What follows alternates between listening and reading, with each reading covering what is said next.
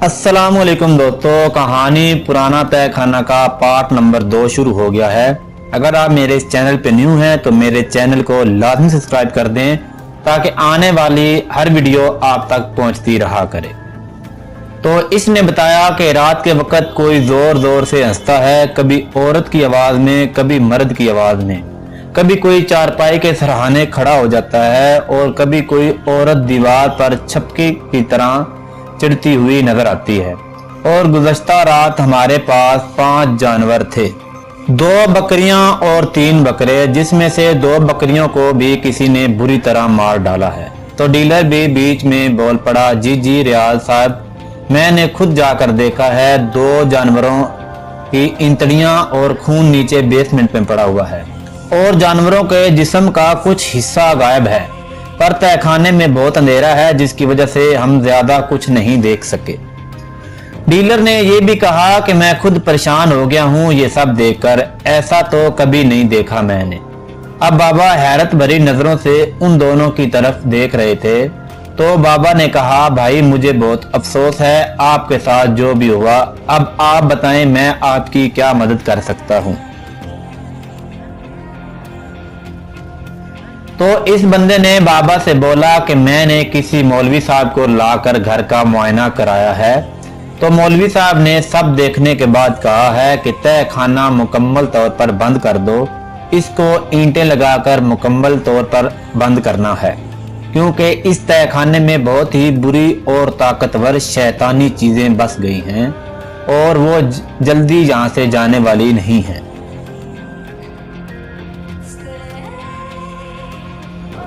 तो मैं आपको तहखाना बंद करने का कहने के लिए आया हूं। अगर आपकी इजाजत हो तो मैं तहखाना मुकम्मल बंद करवा दूं, क्योंकि कम किराए के हिसाब से आपका घर हमें बहुत पसंद है और हम इसी घर में रहना चाहते हैं। लेकिन अगर आपने तहखाना बंद ना करने दिया तो हमें मजबूरन घर छोड़ना पड़ेगा।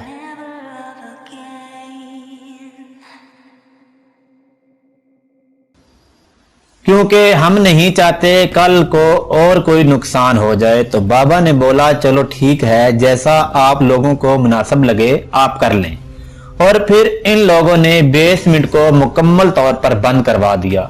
फिर कोई 2 महीने गुजरे थे कि बाबा उनसे किराया लेने के लिए गए और तब मैं और मेरा भाई भी बाबा के साथ चल पड़े।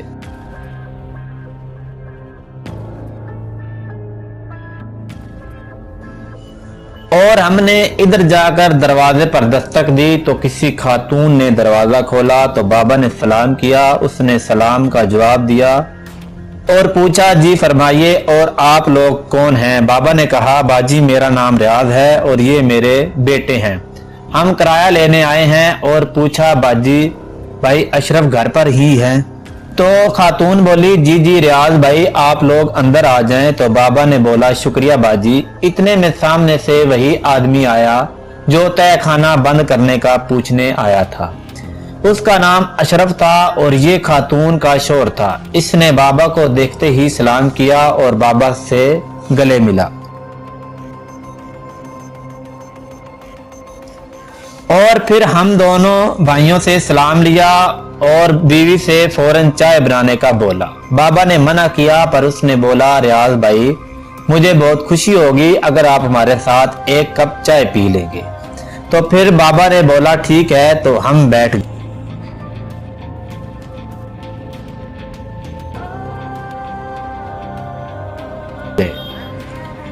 और बाबा ने उससे पूछा, जी अशरफ भाई अब तो सब ठीक है ना। इस पर इसने कहा, जी रियाज भाई सब ठीक है, पर कभी कभी ऐसा लगता है जैसे कोई दीवार को ठोक रहा है, जैसे कोई बेसमेंट की दीवार तोड़ रहा है, पर दीवार खैर से सही होती है।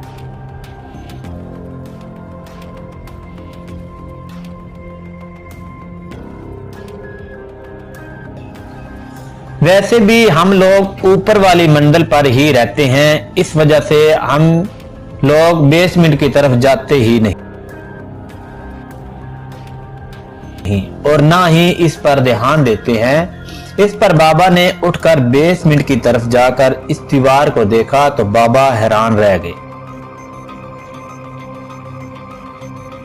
हम भी बाबा की तरफ गए तो देखा कि दीवार पर कई दरारें पड़ गई हुई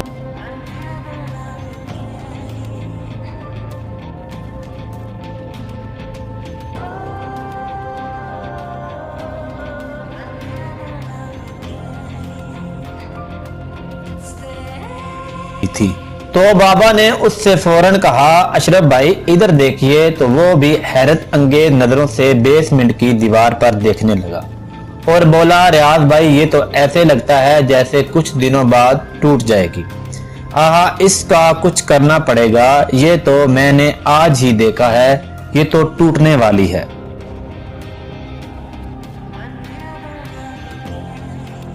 फिर बाबा और सब वापस अपनी जगह बैठ गए और इतने में खातून चाय लेकर आ गई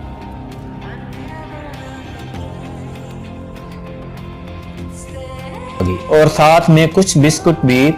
बाबा ने बोला, बाजी आप इसकी क्या जरूरत थी, चाय ही बहुत थी।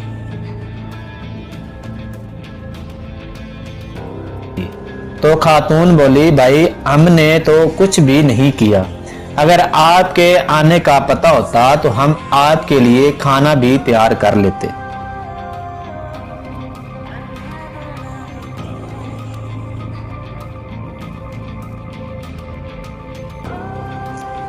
तो बाबा ने बोला, बहुत बहुत शुक्रिया बाजी, बस इधर से गुजर रहे थे तो सोचा अशरफ भाई से भी मिल लेंगे और किराए का भी पता कर लेंगे,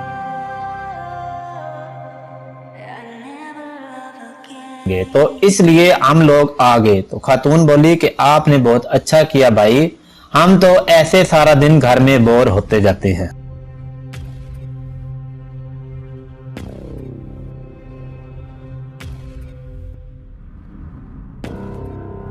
खैर बाबा और सब लोग चाय पीने लगे और चाय पीते हुए बाबा ने अशरफ भाई को बोला, अशरफ भाई ये दीवार का जल्द ही कुछ करना पड़ेगा, वरना ये टूट गई तो फिर से कोई मुसीबत खड़ी ना हो जाए।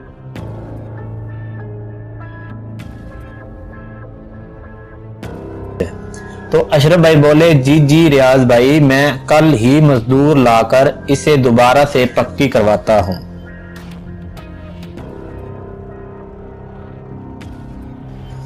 तो बाबा ने बोला, इस बार का किराया आप ना दें, बस आप ये दीवार वाला काम पहले निपटा लें।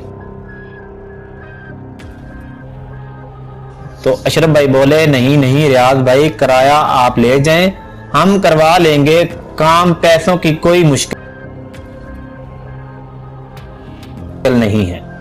तो बाबा ने बोला, नहीं अशरफ भाई, अब आपको भी मेरी बात माननी पड़ेगी और एक बार ये दीवार का मसला हल हो जाए तो फिर किराया भी ले लेंगे। बाबा ने जोर दिया तो अशरफ भाई मान गए। खैर इसके बाद चाय खत्म करके बाबा ने उनका शुक्रिया अदा किया और उनसे जाने की इजाजत मांगी और हम वहां से वापस अपने घर की तरफ चल दिए। अब बाबा खामोशी से चलते हुए कुछ सोच रहे थे।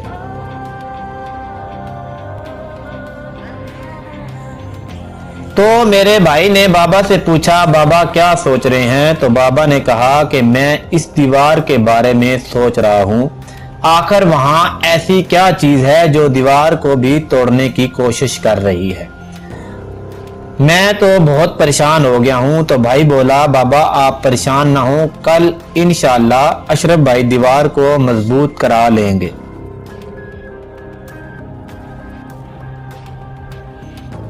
फिर सब ठीक हो जाएगा। वैसे भी वो जो भी चीज है, जब से दीवार बनी है तो उन्होंने अशरफ भाई को तंग नहीं किया। इसका मतलब है कल दीवार पक्की बन जाएगी तो इन चीजों से हमेशा के लिए जान छूट जाएगी। तो बाबा बोले, अल्लाह करे ऐसा ही हो, क्योंकि एक दिन हमें भी इस जगह ही शिफ्ट होना है।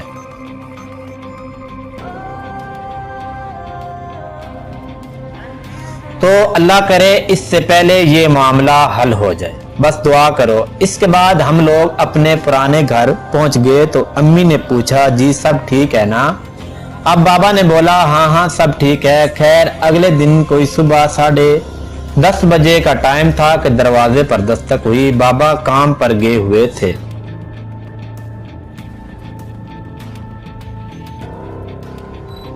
तो मैंने बैठक की खिड़की से बाहर देखा तो दरवाजे पर अशरफ भाई खड़े थे, पर थोड़े परेशान दिखाई दे दिए। तो मैंने फौरन अम्मी से कहा, अम्मी बाहर अशरफ भाई आए हैं। अम्मी और मैं दरवाजे पर गए, दरवाजा खोला तो अशरफ भाई ने सलाम किया और अम्मी से पूछा,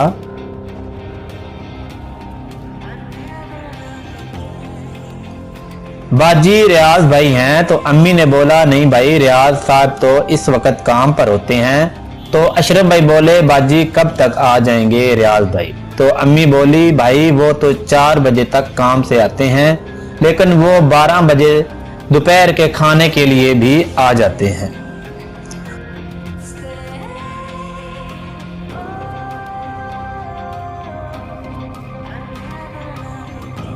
तो अशरफ भाई बोले, ठीक है बाजी, फिर 12 बजे आ जाऊंगा। अम्मी ने बोला, भाई सब खैरियत तो है? तो अशरफ भाई बोले, जी जी बाजी सब ठीक है। तो अम्मी ने बोला, तो भाई आ जाएं, चाय तो पी कर जाएं। तो वो बोले, नहीं बाजी 12 बजे आऊंगा। तो रियाज भाई के साथ ही पी लूंगा, इस वक्त मैं जरा जल्दी में हूं। तो अम्मी ने कहा, ठीक है भाई, फिर आप 12 बजे लाजमी चाय पी कर जाना।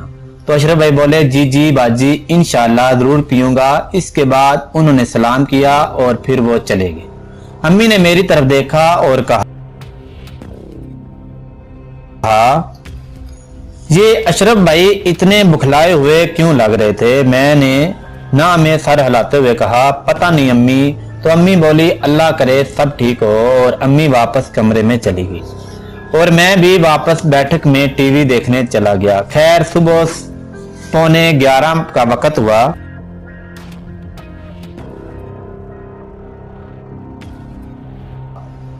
तो मेरे दोनों भाई भी कॉलेज से वापस आ गए थे। तो मैंने फौरन अपने भाइयों को अशरफ भाई के आने के बारे में बताया। तो दोनों भाई आपस में बातें करने लगे, यार ये मामला तो बिल्कुल ही पेचीदा हो गया है, वरना हम लोग तो मजाक ही समझ रहे थे। तो बड़ा भाई बोला, नहीं यार ये मामला वाकई में पेचीदा हो गया है। कल जब हम अशरफ भाई के पास गए थे तो इधर जो बेसमेंट को बंद करने के लिए जो दीवार थी, उस दीवार को किसी ने तोड़ने की कोशिश की है और दीवार बहुत कमजोर हो गई है। अभी ये बातें चल ही रही थी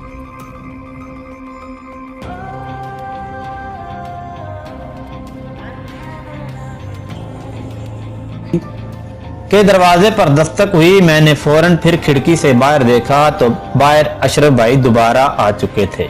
तो मेरे बड़े भाई ने फौरन जाकर दरवाजा खोला और अशरफ भाई ने सलाम किया और बाबा का पूछा। तो भाई ने बोला, अशरफ भाई आप सही टाइम पर आए हैं।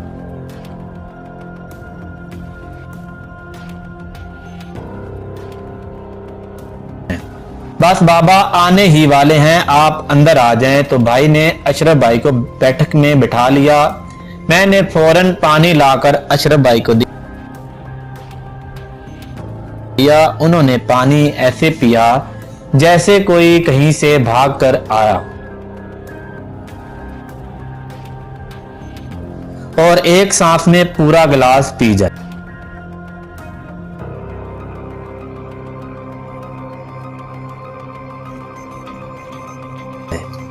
हम तीनों भाई अशरफ भाई को हैरत से देख रहे थे। मैंने खाली गिलास में और पानी डालना चाहा तो अशरफ भाई बोले, बस आधा गिलास ही।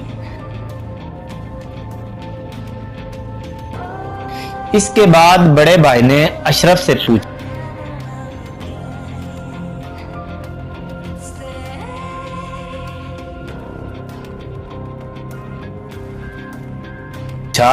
आज तो आप दीवार का काम कराने वाले थे, तो उसका क्या बना?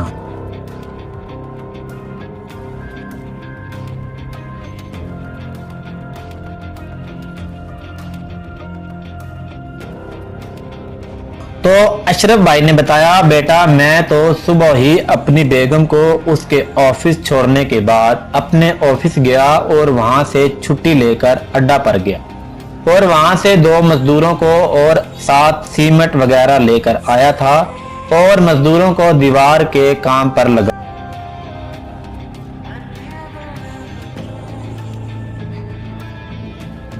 कर मैं जरा देर के लिए अपने भाई के घर गया था और इसके 30-40 मिनट बाद वापस मजदूरों के पास गया तो वहां वो कुछ देखकर मेरा तो दिल ही दहल गया।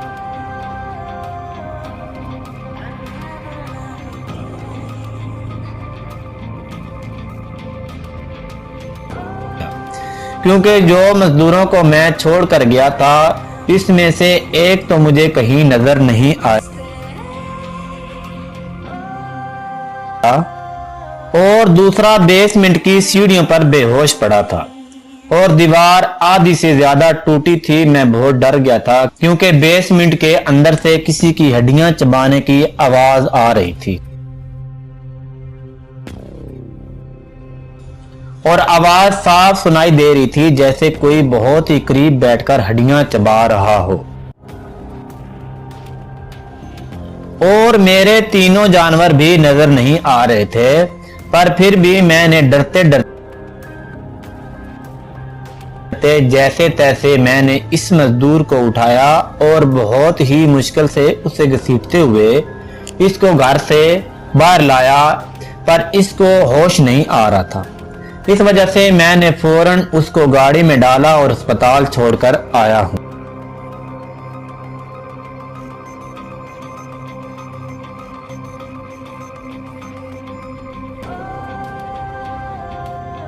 इसके बाद मैं मौलवी साहब के घर गया तो पता चला कि वो अपने गांव किसी रिश्तेदार की मैयत में गए हुए हैं।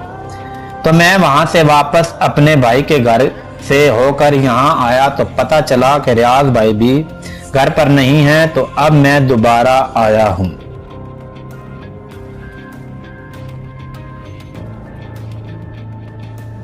इतने में दरवाजे पर दस्तक हुई। मैंने फौरन दरवाजे पर जाकर दरवाजा खोला, देखा बाबा आ गए थे। मैंने फौरन बाबा को बताया कि अशरफ भाई इनका इंतजार कर रहे हैं।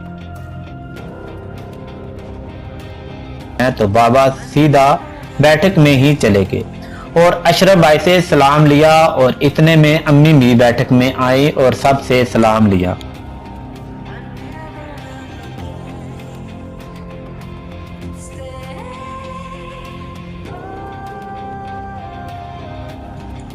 और फिर अम्मी ने बोला मैं सब के लिए खाना ला रही हूँ। सब ने खाना खाया और मैंने, बाबा ने और अशरफ भाई ने चाय पी।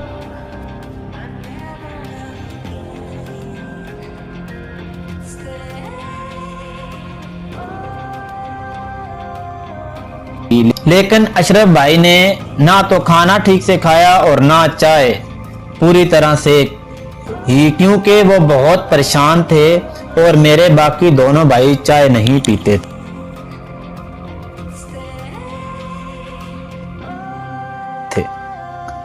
और अम्मी अपनी चाय लेकर अपने कमरे में चली गई और फिर बाबा ने अशरफ भाई से पूछा, जी अशरफ भाई अब बताएं सब खैरियत तो है? तो अशरफ भाई ने वो सब बाबा को बताया।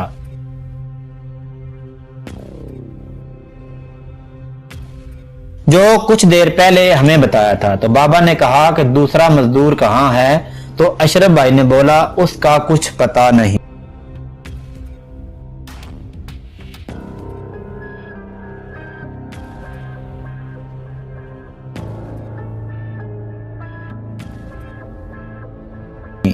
और जो अस्पताल में है वो बहुत ही बुरी हालत में है। डॉक्टर ने बोला है इसको बहुत तेज बुखार है जिसकी वजह से वो बेहोश पड़ा है।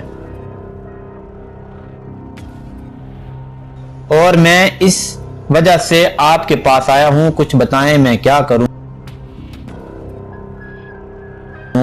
पुलिस में रिपोर्ट करूं या कुछ और मुझे समझ नहीं आ रहा। तो दूसरे मजदूर का ख्याल आ रहा है, कहीं मर मरा ही ना गया हो। और अगर ऐसा हुआ तो मैं ही फंस जाऊंगा, क्योंकि अड्डे से मैं ही उनको लेकर आया था, क्योंकि वो जानवर वहां कहीं नजर नहीं आ रहे थे।